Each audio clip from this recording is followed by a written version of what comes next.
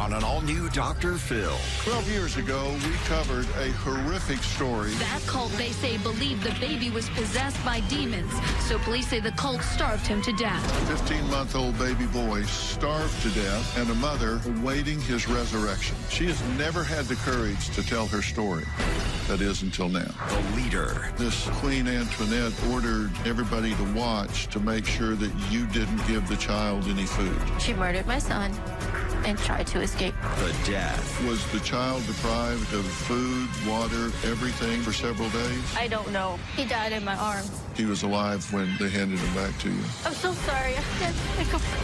The shocking details. The baby's body began to decompose. How long did you stay beside the body? I couldn't leave him. And her message. I will keep making noise about this until somebody that needs to hear me hears me and something won't happen to somebody else.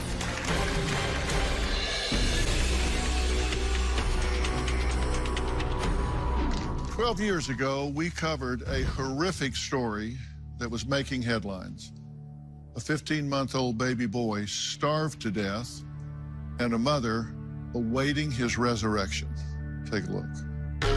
She says her grandson was murdered, the victim of a cult. I'm so angry that I want to watch them suffer the same way they made my little baby suffer. Sita Newton told me that for 2 years she begged, pleaded for help with media and social service agencies, trying to save her daughter and her beloved little infant grandson who had been under the power of a cult. Newton says the religious group shunned formal health care and education. Cult members dressed in white and gold, targeting young women with children, telling them their families were full of demons and they had to instantly cut contact. Newton claims the cult brainwashed her daughter, keeping mom and baby virtual prisoners. That cult, they say, believed the baby was possessed by demons. So police say the cult starved him to death. Investigators say the boy was starved for 2 days at the urging of Queen Antoinette, the leader of Baltimore-based One Mind Ministries, because he wouldn't say amen after meals. I cannot blame my daughter. I love her. I keep saying it over and over. I love you. I never stop fighting for you, and I will never stop fighting.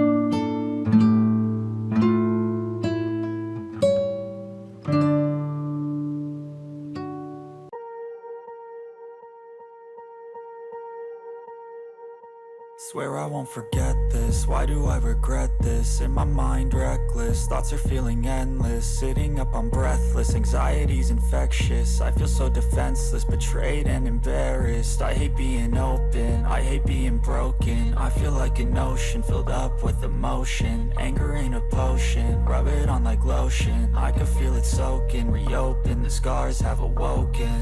I can't move on till I let go. I feel so lost, never at home. Need to be strong, every breath hold. Cause I can't move on till I let go. I can't move on till I let go. I feel so lost, never at home. Need to be strong, every breath hold. Cause I can't move on till I let go.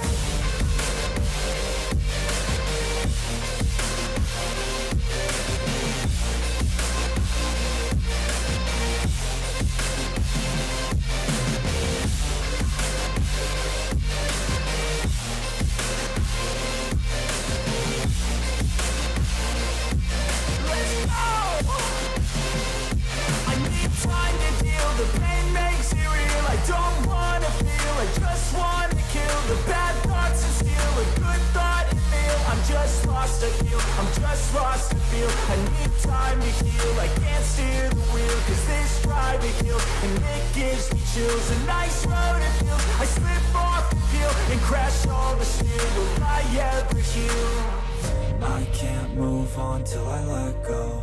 I feel so lost, never at home. Need to be strong, every breath hold. Cause I can't move on till I let go.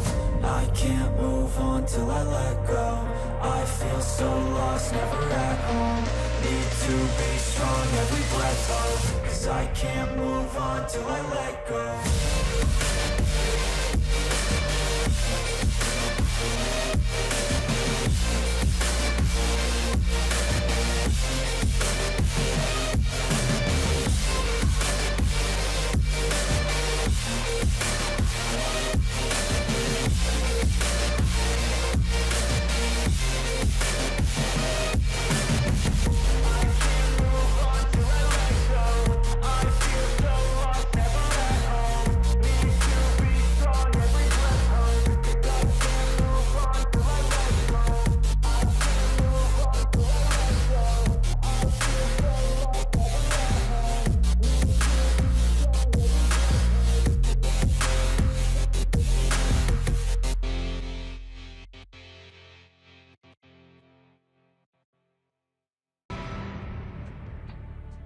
You have to be asking yourself, how do good, innocent people get sucked into such a dangerous mindset?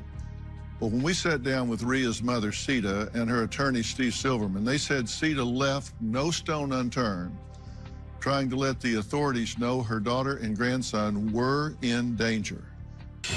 2 years ago, I had my daughter and my grandson in the house. Rhea was going to school. She was doing fine. The next thing, she was gone. This religious group was trying to recruit my daughter. Rhea asked me if I can take her to her friend's house because they had promised to babysit for her while she go to school. Later on that day, I called her. She never answered the phone. A couple times we went by the house, knock on the door, they chased us away. I knew my daughter was brainwashed. I called the police department, social services, congressman's office, the FBI. I was scared for his safety and also my daughter's safety. Sometimes I feel it's my fault, and that haunts me, that I could have saved him. You tried to alert the authorities. You talked to all kinds of people, right? Social services said it wasn't their job. Joining us also is Rhea's attorney, Steve Silverman. Your defense is that she was brainwashed? There's no question she was brainwashed. What you have is a very gullible, naive young lady. The woman who ran this cult, her name is Queen Antoinette, and she convinced Rhea that she was an apostle of God, that God is with her in their house and giving her orders, and Rhea bought this program hook, line, and sinker. Well, despite his efforts, Rhea was convicted of child abuse and spent 1.5 years in jail, then was released to a treatment facility while on a 5-year probation. Now, she is 35 years old and has never had the courage to tell her story. That is, until now. I joined a strict religious sect in 2006. I had just turned 18. I got pregnant at 16. I was living at home. I had a friend that I'd known from school who had a child as well. This person's been calling me and calling me and calling me. You know, I really want you to come here. This is a safe place. It was a Christian place. In the end of it, I gave in. When I got there, she introduced me to a woman who said her name was Queen Antoinette, and I later found out that her real name was Tony. When I met her, her intake process was like a screening for vulnerability. How hurt are you? How much will you believe? She took in a bunch of teenagers and their babies. And the way that it was put to me was just take this time, be here with your son, and just be his mom. You don't have to worry about clothes, food, anything. At the time, I just gotten there, so my family was looking for me. And so in order to protect me, I needed to always have someone with me. I'm not allowed to go out by myself. I was asked to burn my personal documents, social security card, ID. As time went on, the rules that were put in place to quote-unquote protect us started to feel a lot more like we're just under control. We have no freedom. So you cannot be disobedient. If a person did not follow a rule, the entire household will pull away from you. Queen Antoinette is a dangerous person. She's got no empathy. She didn't care about anything but maintaining control. Well, Rhea, I'm glad you're here. Sorry, I need a breath. I haven't seen that face in a long time. I understand. Just take your time, take a deep breath. Okay. Rhea, a lot of people are always curious about how someone gets lured into a situation where they kind of give up control. And I'm interested in talking about what promises were made to you by this One Mind Ministries that made you want to be there. Well, safety. You know, not having to worry about my safety, my son's safety, security. And at one point, your mother dropped you off at the park to meet your friend. On that day, did you plan to not go back? Yes. So, but your mother didn't know that. She did not. So you took some essentials with you and went to the park. And, yes. And was that a difficult decision to make? Yes and no, because I did not want to run away, but the situation that I was in, I felt that this is what I need to do. Mm-hmm. Because at home, where you had been, you actually worried about your safety, your child's safety. Yes, I dealt with a lot of things for a while, and one of the things that I feared the most was that once I had my son, that it would spread to him. And I came home and I saw something being done to him. Then that was my deciding moment. At that moment, when I saw physically with my eyes someone trying to hurt my son, at that point, there was no more talking about anything. I was gone. So you wanted to be safe and you wanted to live a better Christian life. But there were a lot of rules. You know, you're not allowed to be by yourself, which at first was for our safety. You don't go out because people are looking for you, and you don't want to go back to where you ran away from, so we keep you safe in that way. Looking back now, are you aware that the idea was to destroy your identity and create a whole new identity that was tied to them? Yes.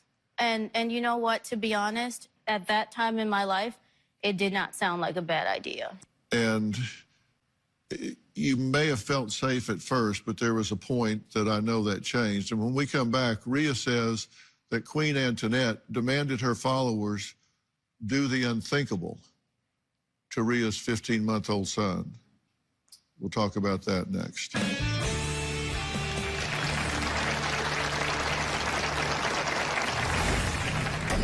My son and I would always say a little prayer. And keep in mind, he was only one, so he can't talk very clearly.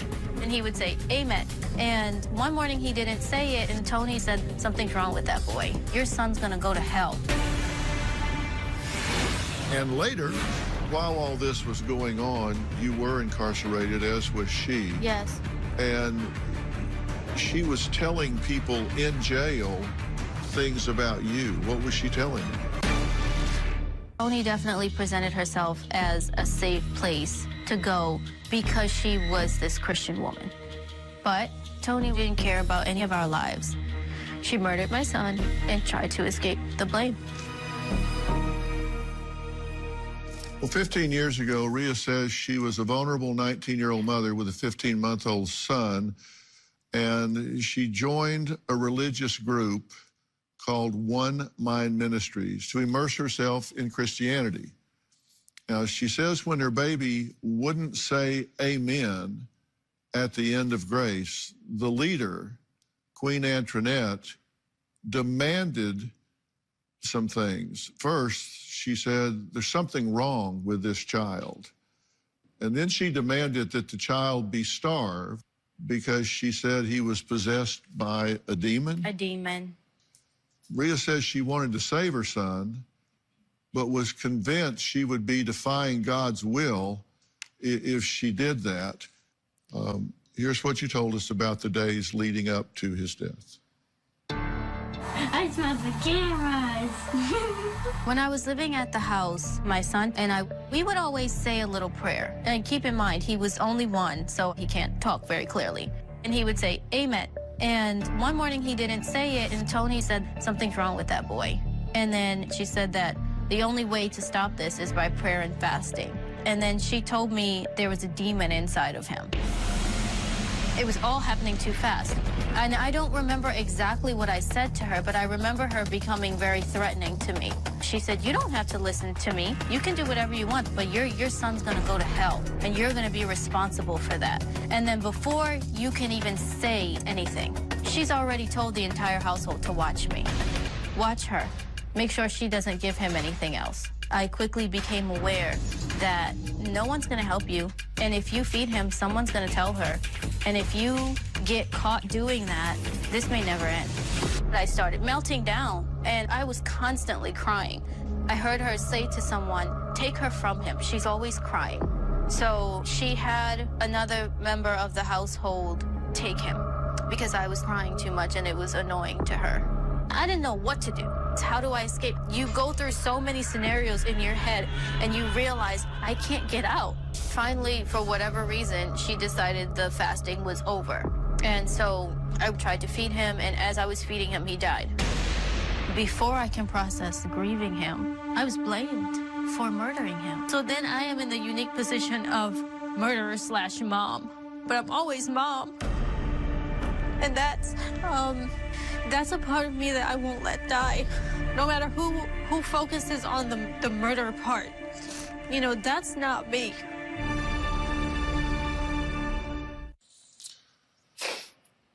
I'm okay. Okay.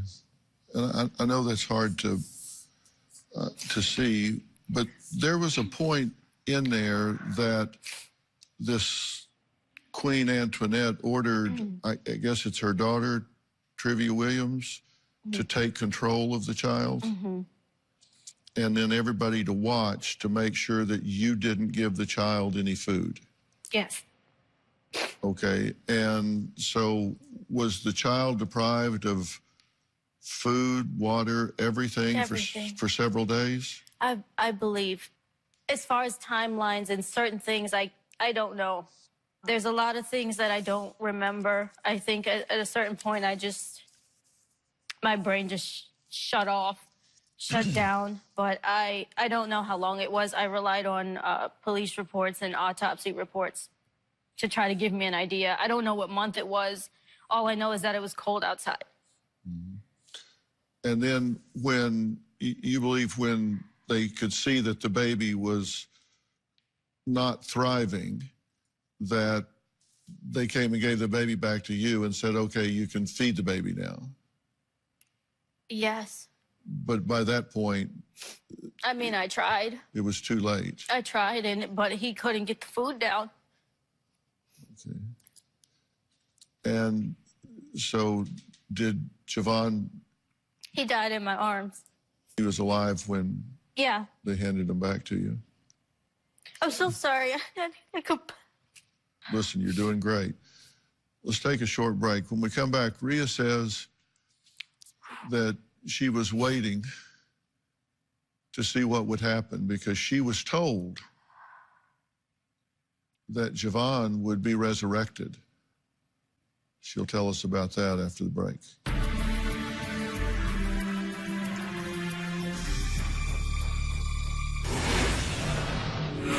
how long did you stay beside the body? How long, I don't know. You know, I couldn't leave him.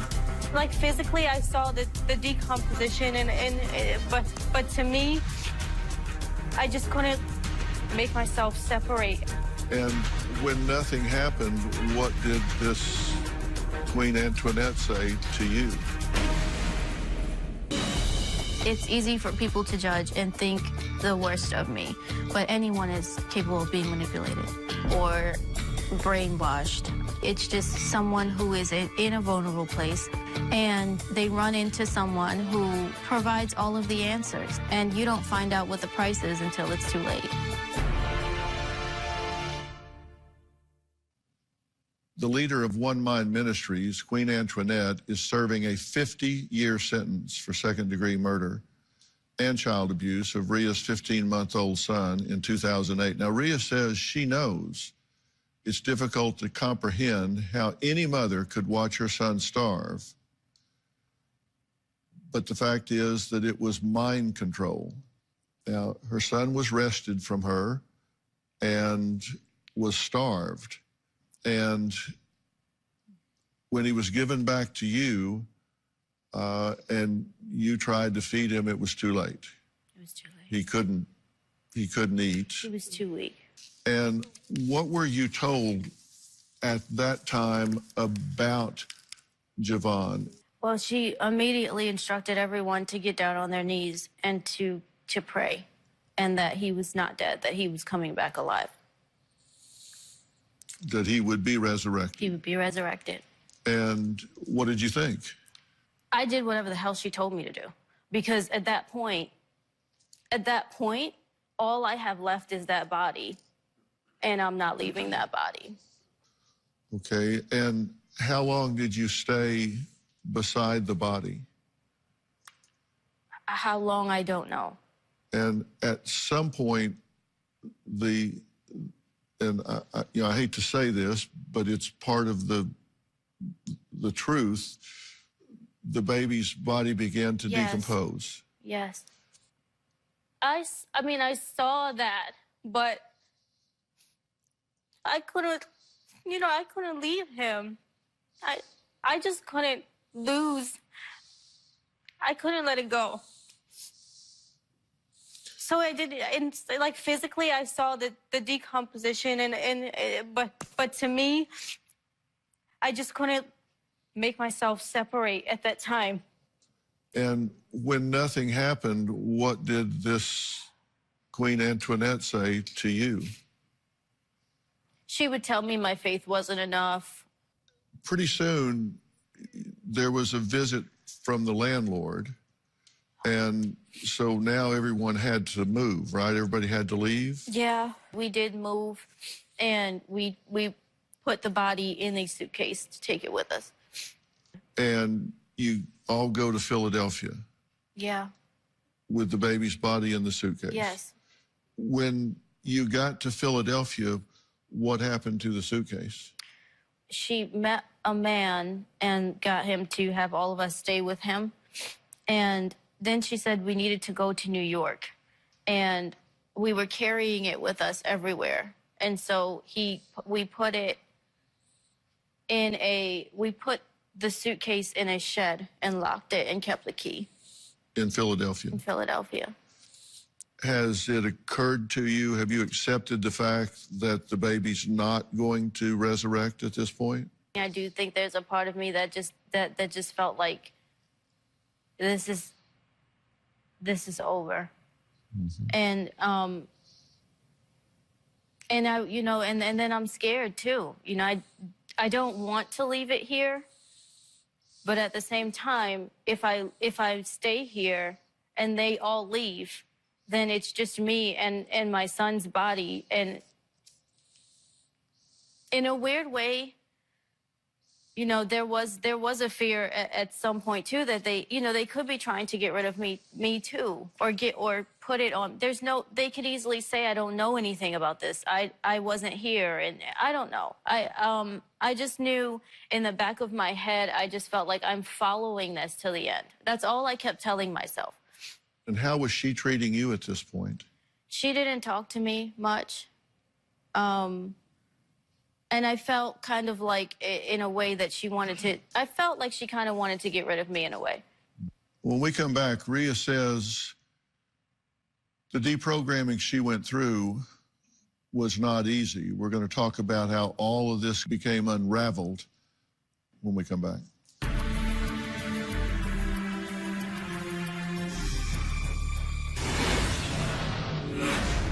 A trial ensued for the other three defendants, and 3 people ultimately wound up getting sentenced to 50 years in prison for this. This suitcase with this decomposing body of your child is locked in a shed in Philadelphia, and you go to New York. How was this suitcase discovered in this shed? My mother actually had been having she'd been calling, and I think there was a detective that was actually following us at the time. Missing person? Yeah. For you and? For me and my son. And they came into the apartment in New York, who they just burst through the door one morning, and I remember the one detective, he had me in the corner, and he just stared at me and just kept asking me questions. And, you know, he just said, "We're not going anywhere." I was scared, but a part of me was, like, so relieved at the same time, you know, because this was, like, coming to an end. It was, like, coming to an end. And even though I know that I'm going to get taken away, there was a huge weight of, like, just, like, relief. I want to read a statement from Julie Drake, Office of the State Attorney for Baltimore City, May 18th, 2010. It was very clear to everyone that the most culpable defendant in this case was Queen Antoinette. She issued the order to withhold food and water from Javon. It was clear to everyone who interviewed Rhea that she had been indoctrinated through classic brainwashing techniques into a cult. This was not an individual who was acting out of classic criminal intent, malice, anger, desire for revenge or gain, but rather a mother who has and will suffer anguish over the result of her inaction. Now, that was how they ultimately read this. Yeah. And at first you were charged with Murder. first-degree murder, Yes. along with others, right? Yes. And you pled, right? You Yes. didn't want to fight this. No, there's an extreme amount. I mean, the end part of her statement, the results of my inaction. There's always a part of me that wishes I would have done something different. Right. And a trial ensued for the other 3 defendants. And you remember this Queen Antoinette laughing at trial. What was she laughing at? I have no idea. I remember being on the witness stand, and I just looked over at her, and she just was laughing and smiling. And while all this was going on, you were incarcerated, as was she. Yes. And she was telling people in jail things about you. What was she telling them? She actually had a few people in the jail who were calling her mother as well. She had gotten them to, she gained their confidence, and she told them that I'd hurt babies before, that me and my mother had hurt children before. Basically, she was shifting all the blame on me because I'm the mom. And wasn't she telling people that you're involved with children, that you had cut them up and boiled them? Yes. Obviously trying to mobilize people against you. Yes. Hoping that somebody would aggress against you. Yes. And you spent how long incarcerated? I believe it was 1.5 years. And we'll talk about what happened after that and how we got from there to here whenever we come back.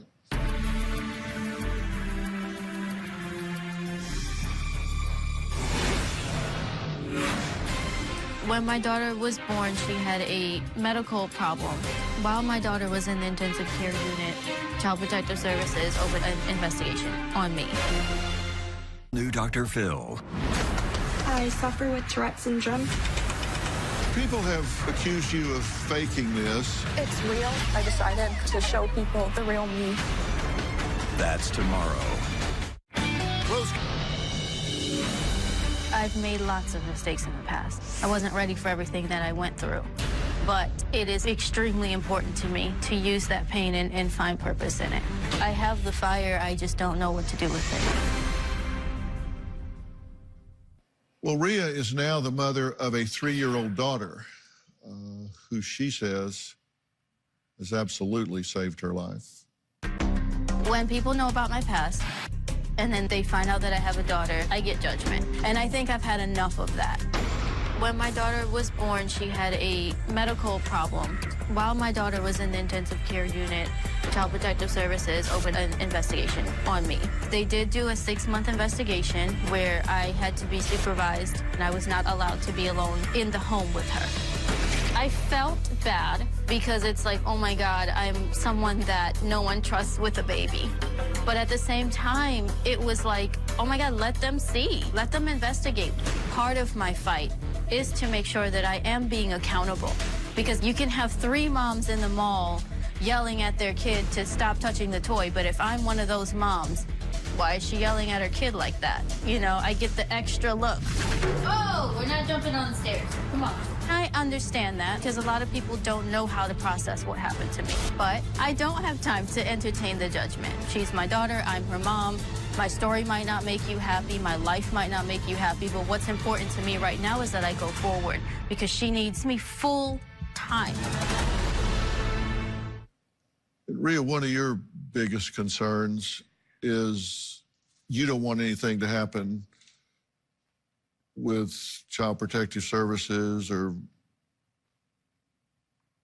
any of the social agencies with regard to your daughter, right? That's a fear, but I keep myself accountable. You've written to me a few times. You wrote at the end of last year and said, my mom came on the show to discuss this, you called it a cult that I was in. I want a chance to tell my story. It doesn't belong to the world, it's mine. I also want some help to start advocacy for spiritual abuse and postpartum depression. Yeah. And you're looking for a way to heal and to help others not get in this situation. And also my position in this is that I was there and I am his mom. And so in some ways, it's okay to say you are responsible. But also it took me years to admit that I was also a victim in this. And there's no way that I could have just said, I'm gonna grab him and run out the door. There is always a real threat. And I just let things happen because I didn't even know what to do. And I just didn't do anything. What we went through, he did not deserve, none of it. I won't let him and all of the pain that he went through be for nothing.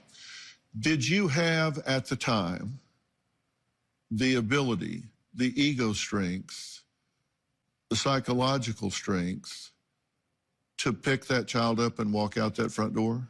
No, I was terrified. What did you think would happen if you did that? Immediately after that, she told everyone to watch me so that she said that to give the illusion of a choice. I mean, ultimately, I can try to walk out the door. But again, if I don't make it out the door with him, there is more consequence. If I make it out the door and he doesn't. So you felt your safest option was to stay there and try to see it through? To be honest, I felt that the more obedient I was, this would not go as far as it did. And then it just kept going, and then it just kept going, and I could not deal with this. And I hate myself for that. I hate myself for that every day.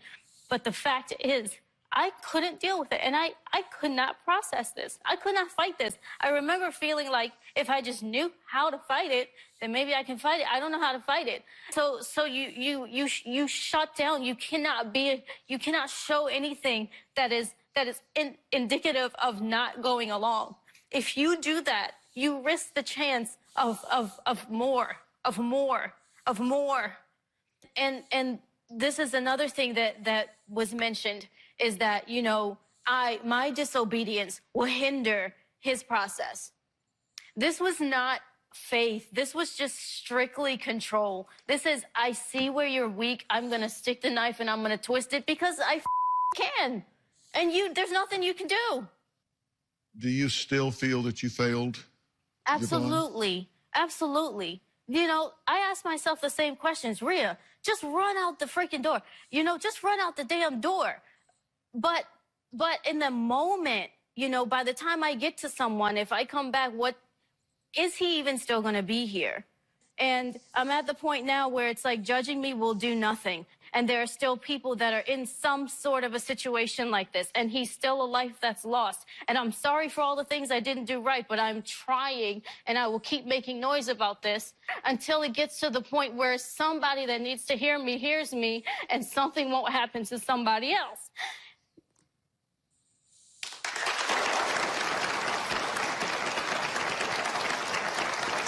We're going to add a woman to this conversation who can relate to Rhea's story because she grew up in a strict religious community led by her own mother, who called herself Mother Anna. We're going to add her when we come back.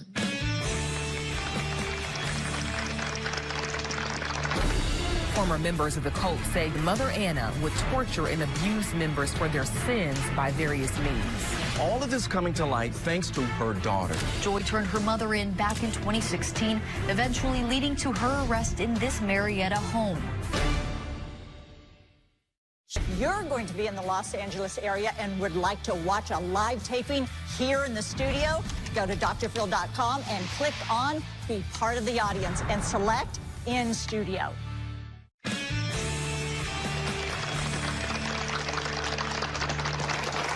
Rhea says she never met anyone who can relate to what she's been through, but Joy Fluker can.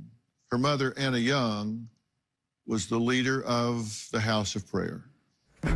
Police say Young is a former cult leader who ran a religious boarding school in Florida. The children called her Mother Anna. Former members of the cult say Mother Anna would torture and abuse members for their sins by various means. All of this coming to light thanks to one woman who turned her in, her daughter. Mother said she's got to go to the box.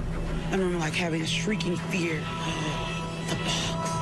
Her daughter, Joy Fluker, reliving those traumatic events that began in the 1980s and spanned through the early 90s. In those years, these faces were some of the many who were starved, burned, whipped with extension cords, and some, like toddlers Iman Harper and 2-year-old Katania Jackson, murdered. Joy turned her mother in back in 2016, eventually leading to her arrest in this Marietta home. Joy Fluker says she wants to turn the pain of what happened at the House of Prayer into purpose. What I want to do is support those who are considering speaking up by saying, listen, I know what you're going through. Well, Joy, thank you so much for being here. I know you've been listening to everything that we've been talking about, and that's not easy, I'm sure, because you've been down some of those paths, right? Mm-hmm. I completely understand. When I heard you talking, it just resonated with me. Our church community, you know, believed that my mother was basically the voice of God. You're mentioning the fasting. Iman Harper, who I still have nightmares about. We all as a church would have to fast and pray, 3-day fast. No food, no water. And it didn't matter how old the children were. They also had to fast. Mm-hmm. And Iman Harper had to fast as well. And different times of the punishment, he wasn't allowed to eat or drink or anything. I remember being a child once. I had to give him his water after he had went through a fast as a punishment. And he was starving. And I remember the dead skin from his lips being so much it touched my finger. And I remember pulling away. I was a little kid myself. I was scared. And I remember other children, some of the pictures you saw on the screen, their mothers were there with them, and they witnessed their children being beat. One of the other children was beat so much she started having, seizures, and one of those seizures killed her. How did it feel to see your own mother being the perpetrator in that, what did you say to yourself about that at the time? Well, I was a child, so I thought it was normal. I thought she was the voice of God, too. I wanted to be her. I thought at first that this was God's will. I mean, you know, I just believed everything. I just didn't want to get in trouble. I wanted to be obedient because I didn't want to get the next beating. I didn't want to get thrown outside. I didn't want to get put in the attic. Yeah. So what can you do if someone you love is joining an unsafe religious group? We'll talk about all that after the break. Our website and subscribe to our newsletter. You'll get weekly updates, life strategies, and exclusive video that you won't find anywhere else. Plus, on drphil.com, you can see sneak previews of upcoming shows. Log on today. You know, I've asked people, how many cults do you think there are operating in America? The estimates are at least 10,000 cults are currently operating in the United States. 10,000. And how is that possible? The World Wide Web. That's how it's possible. That's how they recruit, and that's how they do it. It's so hard to get people to hear you when you're in a situation like that, because it's A, hard to describe, and B, hard for people to imagine. You have a nonprofit called Prevent the Pain. Tell me about the organization. So, you know, and after, you know, I spoke up regarding my mom, I wanted to speak to someone else, just like I wanted to breathe air, that had spoken up against someone that they love, knowing that that person would suffer consequence for what they did. You actually turned your mother in. Yes, there was a part of me that hoped that my memories were, you know, mistaken, and that there was a chance that maybe because of all the other sufferings, I was delusional a little bit. I was hoping that it wasn't true, but I knew that I could no longer live with myself without speaking up, because I felt like, what kind of mother, what kind of person am I if I'm okay with the fact that I believe that my mother is responsible for a child's death? So, you know, I just realized that, you know, in going through that, and then, of course, learning the truth that it really was accurate, my memories were accurate, that a lot of people don't speak up because they feel like they're going to be this label as a tattletale, a snitch, or whatever. And this nonprofit is to say, okay, be that, own that. I'll be this tattletale, I'll be this snitch if it's going to save someone's life, if it's going to prevent them from having pain, because all the pain that was endured at the house of prayer could have been prevented if someone who knew what my mother was capable of spoke up right away. And that's really what, one of the things you want to do is you want to help people that might be in your situation, because you wish somebody would have knocked on the door for you, or way listen before. to you. Yes, way before it got to that point. Mm-hmm. Well, I hope the two of you will take some time when we finish here today and talk, because I think you can really give her a track to run on and some guidance in how to help. And God bless you for your organization. Well, I want to thank my guests today, and for more information about Joy's nonprofit organization, check out preventthepain.org. That's preventthepain.org, and I'll have a link on drphil.com and on our Facebook page, and I hope you will click on there. I hope you will support the organization. I certainly do and will. If you want more resources about extreme religious groups, mind control, education, the best place to go is the Cult Education Institute, which was founded by my good friend Rick Ross. Former members of extreme religious communities frequently participate at the public message boards to share their stories. We'll have both websites on drphil.com.